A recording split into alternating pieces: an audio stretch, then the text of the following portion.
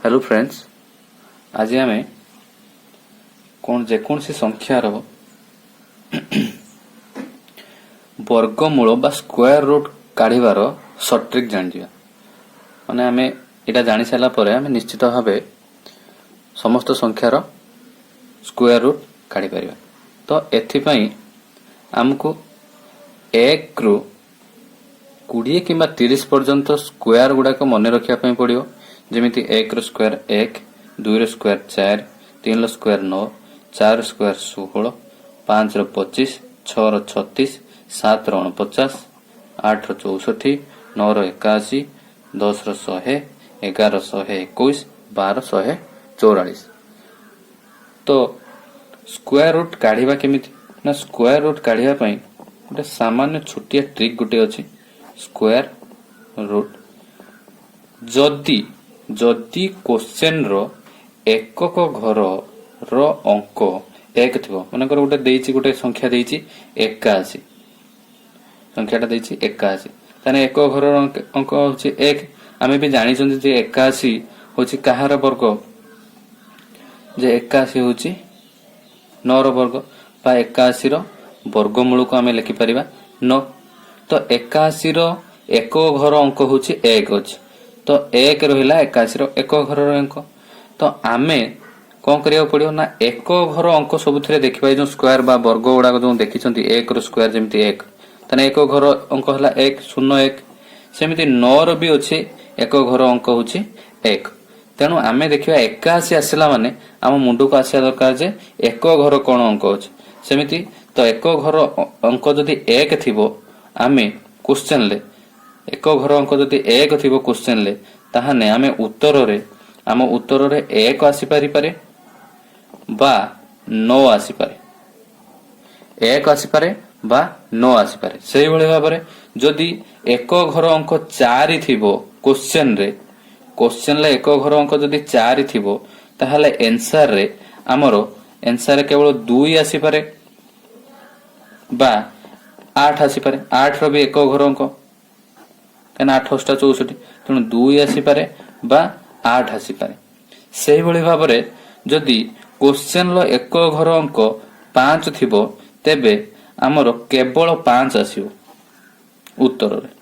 उत्तर रो एकक घर अंक 5 आसीबो। एटा हला उत्तर रो एकक घर अंक, एटा हला प्रश्न रो एकक घर अंक, एटा हला प्रश्न रो एकक घर अंक, एटा हला उत्तर रो एकक घर। जेमति प्रश्न हला 81, 81 रो होची आमे जदि वर्गमूल खुलिया ताले उत्तर भारियो 9, ताने 9 एठी अछि, एठी उत्तर रो 9 हला एकक घर अंक। एठी केवल एक अंक संख्या बोली हमर 9 आसला, आउ किछि संख्या आस्तिले अलगा किछि आस्तांता, बुझुची।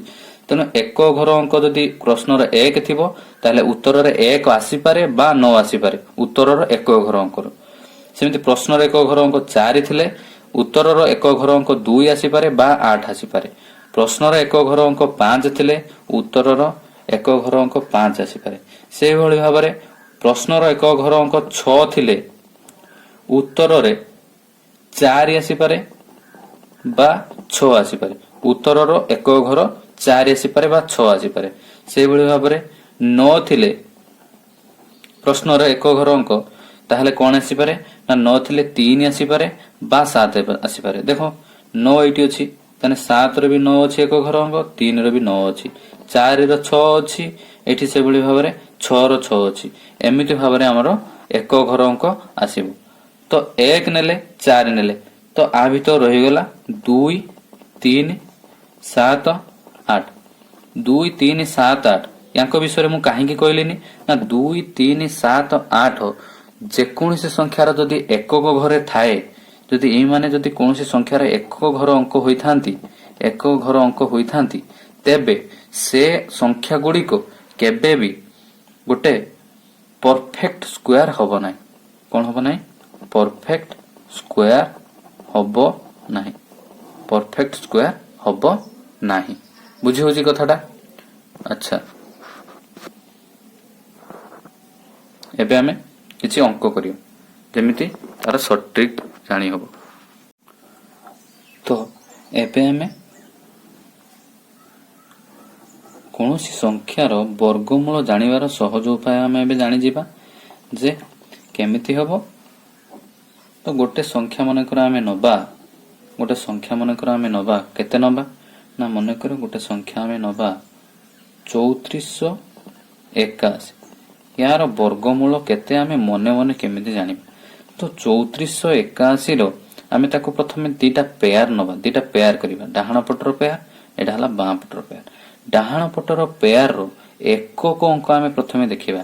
एकक अंक केते अछि आमे प्रथमे देखिया ना 1 अछि।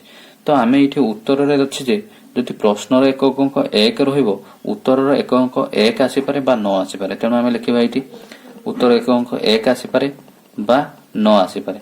तापरे कौन करिया ना तापर जो बां पटर जो पेयर अछि से पेयर टिकु प्रथमे आ भितर खोजिबा जे काहा काहा मध्य रे अछि।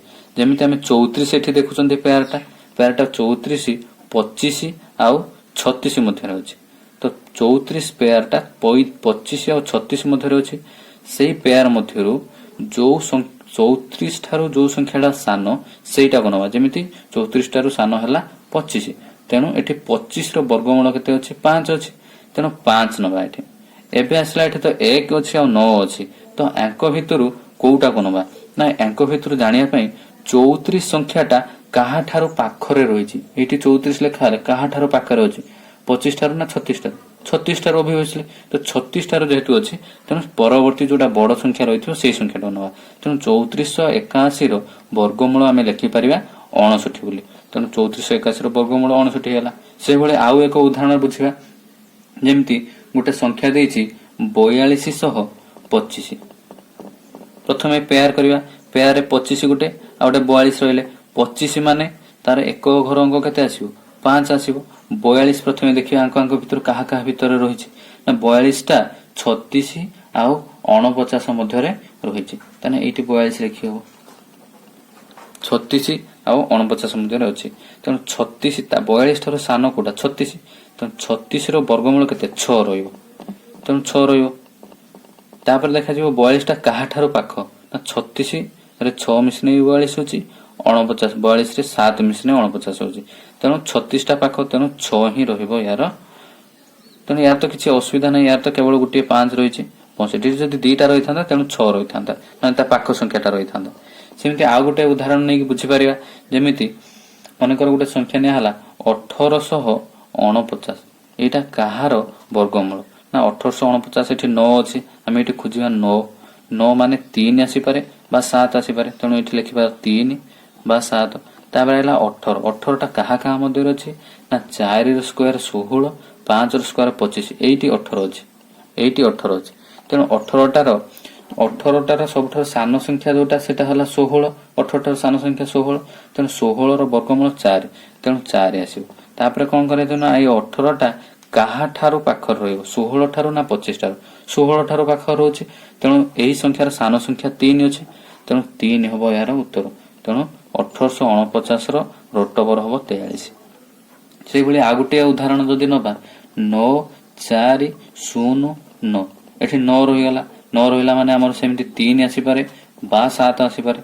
नेक्स्ट स्टेप कोन हला ना 94 काहा काहा मध्य रे अछि ना 94 रहिछि गोटे 81 आ 100 मध्य रे। तेणु सानो संख्या निया हबो माने 9 निया हबो। ताने 10 घर संख्या 9 आसीला। एबे आइला एक घर संख्या मध्यरु कोउटा नबा 3 नबा ना 7 नबा।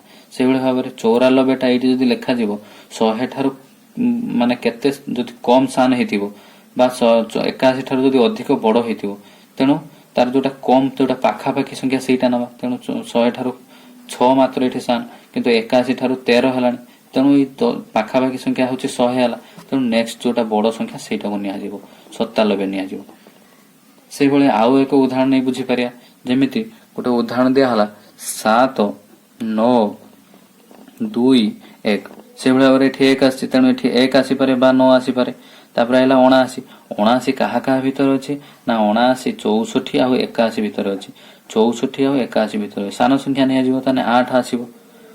ताने 10 घर संख्या 8 आसी गला। एबे 1 आसीबो ना 9 आसीबो केमिति जानिबा ना 79 टा ଆଙ୍କ ଭିତରେ ଦେଖିବାକୁ ପଡିବ ଯେ କାହାଠାରୁ କେତେ ଦୂରରେ ରହିଛି। 79ଟା 81 ଠାରୁ ମାତ୍ର 2 ଦୂର ରହିଛି, ଏଟା ତ ବହୁତ ଦୂର ରହିଛି।